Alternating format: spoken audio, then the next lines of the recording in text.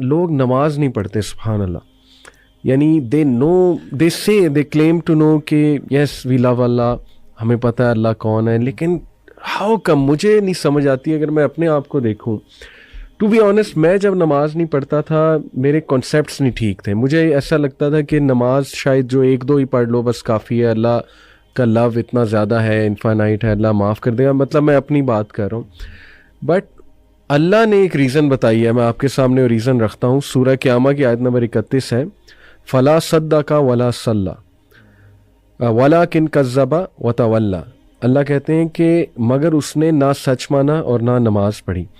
میں سمجھتا ہوں کہ کہیں نہ کہیں جو نماز نہیں پڑھ رہا ہے نا, مجھے ایسا لگتا ہے کہیں نہ وہ اس کو شک ہے ایگزیکٹلی کہ پتہ نہیں اسلام ٹھیک ہے کہ نہیں ہے, یا اس کا فائدہ کیا ہے نماز کا.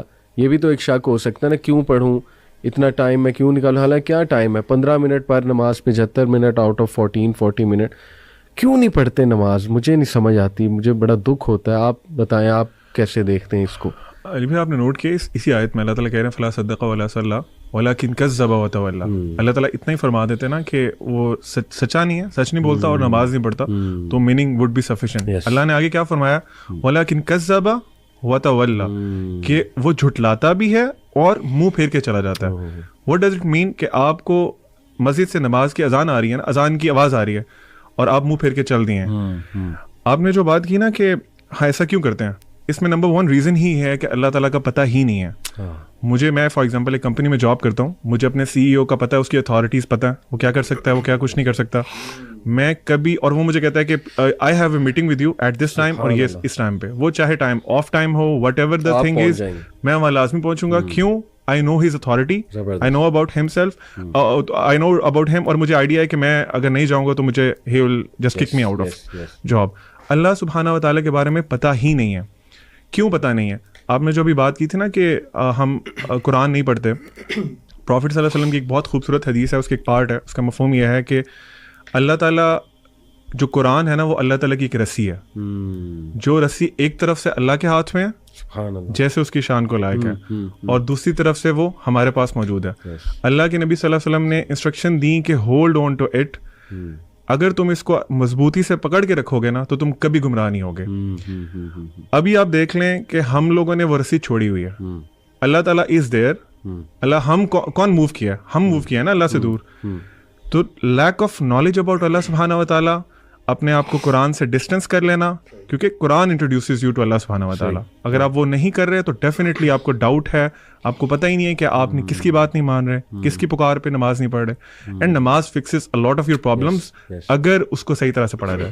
Zeeshan, what do you think? Why don't people pray? علی بھائی دیکھیں, اس کو نا دیکھنے کے 2 پرسپیکٹیوز ہیں. ایک بہت خوبصورتی سے آپ دونوں نے بتایا, یہ ہے اس کو آپ سمجھ سکتے ہیں ڈانٹ ڈپٹ کا طریقہ, یا پھر ایک خوف والا پہلو غالب رکھ کے. دوسرا پہلو آپ اس کو میں کوشش کروں گا سمجھانے سے اللہ تعالیٰ کے ایک نام سے, الوہاب سے. میں آپ کو مثال دیتا ہوں. آپ مجھے ایک چیز کہتے ہیں کرنے کو, اللہ نے بھی ہمیں کہا نماز پڑھنے کو, ٹھیک ہے, آپ نے فرض کریں مجھے کوئی چیز کہا کہ بھئی یہ کرو, اچھا 2 وجوہات ہو سکتی ہیں کہ میں وہ ایک کام کروں. آپ نے جو مجھے کہا, ایک تو یہ ہے کہ مجھے آپ سے ڈر ہے اور آپ کا خوف ہے, اور اس کے کانسیکوینسز ہیں جو کہ مجھے فیس کرنے پڑیں گے, جس کا مجھے پتا ہو, وچ از ون آف دا ویز کہ ہم وہ کام کر سکتے ہیں. اچھا دوسرا یہ بھی ہو سکتا ہے کہ مجھے پتہ نہ ہو اور بعد میں پتہ لگے کہ آپ نے میری کتنی چیزوں کا خیال رکھا ہوا ہے. مثلاً میری فار ایگزامپل جاب نیچر اس طرح کی ہے کہ مجھے باہر جانا پڑتا ہے شہر سے, مجھے پتہ ہی نہیں ہے, اور آپ جو ہے نا, میں یہ سمجھتا ہوں کہ میرے گھر پہ ساز و سامان کوئی اور لے کے آتا ہے, لیکن مجھے بعد میں پتہ لگتا ہے کہ یہ جتنی چیزیں دے رہے ہیں یہ آپ دے رہے ہیں. میرے دل میں کیا جذبات پیدا ہوں گے مجھے بتائیں؟ شکر گزاری کے جذبات پیدا ہوں گے, بالکل ہوں گے. آپ اس اعتبار سے واہب ہیں, عربی میں واہب کہتے ہیں گیور کو. اللہ کا نام ہے الوہاب, یہ سپرلیٹو فارم ہے جس کا مطلب ہے کہ دینے میں بہت زیادہ. بالکل صحیح. اچھا کیا دینے میں بہت زیادہ؟ علماء کہتے ہیں تحفے تحائف دینے میں بہت زیادہ, برکات دینے میں بہت زیادہ, فوائد دینے میں بہت زیادہ. اور علماء نے یہ بات بھی سمجھائی کہ اللہ نے یہاں پہ انٹینسو فارم کیوں یوز کی, کیونکہ اللہ تعالیٰ کیا کبھی کبھی دیتا ہے, نہیں ہر وقت دیتا رہتا ہے, ٹھیک ہے. دوسرا, کیا اللہ تعالیٰ ایک چیز دیتا ہے؟ نہیں, ورائٹی آف تھنگس دیتا ہے. تیسرا, اللہ تعالیٰ intentionally intentional giving in amounts that go beyond the necessary and expected. تو اگر بندہ یہی سوچنا شروع کر دے کہ اللہ تعالیٰ کی کتنی مہربانیاں ہیں میرے پہ، تو پھر کیا بندے کو شکر گزاری میں نہیں نفل میں کھڑا ہونا چاہیے؟ جس طرح کہ رسول اللہ صلی اللہ علیہ وسلم سے صحابہ نے پوچھا، یا رسول اللہ آپ کے اگلے پچھلے سارے گناہ معاف ہیں، آپ کیوں اتنا لمبا قیام کرتے ہیں کہ آپ کے پیر بھی میں سوجن آ جاتی ہے؟ آپ صلی اللہ علیہ وسلم کا کیا جواب تھا کہ کیا میں اپنے اللہ کا شکر گزار بندہ نہ بنوں؟